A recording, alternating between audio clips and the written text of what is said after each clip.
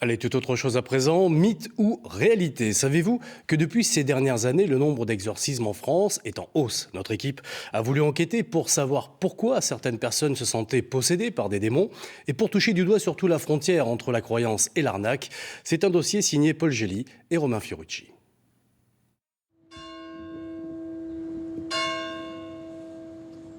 Seigneur Jésus, regarde avec compassion ton ami qui, avec confiance, ouvre son cœur et confesse sa misère.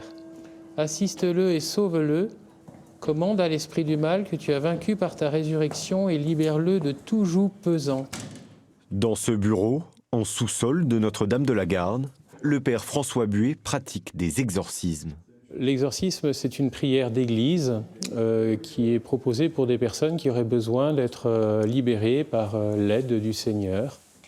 Dans ton amour, délivre-le. Le prêtre qui met ses mains comme ceci, vous voyez, ça symbolise en fait la colombe pour que l'Esprit Saint, tout simplement, descende sur la personne. Quand on parle d'exorcisme, difficile de ne pas penser au célèbre film d'horreur. Pourtant, bien loin des mythes, les prières que propose le père Buet connaissent le succès. Il effectue jusqu'à 3 séances par jour. Un afflux de fidèles venus se faire délivrer du mal.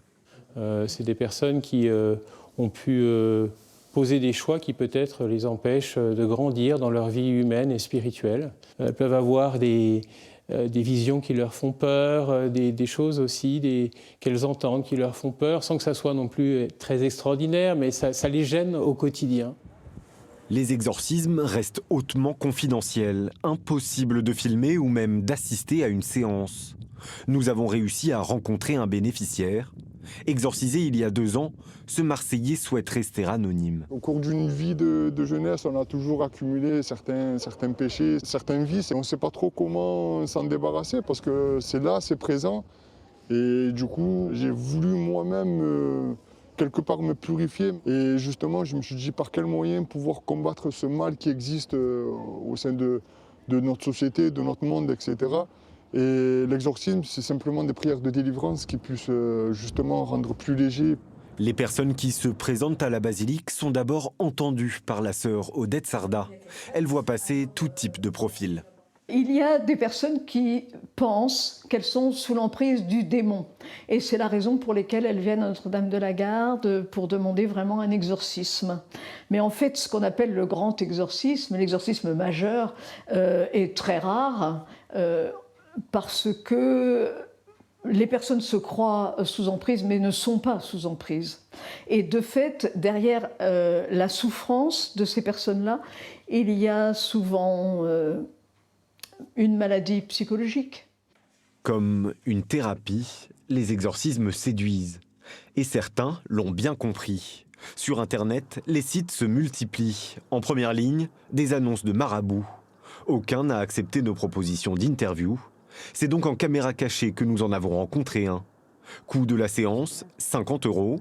Le marabout ne me pose pas vraiment de questions, mais me propose d'autres rendez-vous, ainsi qu'un médicament. On prend le médicament, ça va vous coûter 800. C'est beaucoup, ça coûte cher, mais c'est bon pour vous. Parce que votre problème n'est pas grave d'abord. Si c'est grave, tu peux acheter même 3 000 €. Mais il n'est pas grave d'abord. Il y en a qui ont des problèmes comme ça. Et c'est grave, il a acheté le médicament jusqu'à 3 000 €, 4 000 €. Entre 800 et 4 000 € le remède. Dans la brume des exorcismes, les mythes alimentent parfois les dérives. Pour l'Église dont les services sont gratuits, ces méthodes sont des abus dont il faut se méfier. Pourtant, de la prière catholique au remède de marabout, la demande s'accroît d'année en année. En France, le nombre d'exorcismes aurait été multiplié par 5 en 10 ans.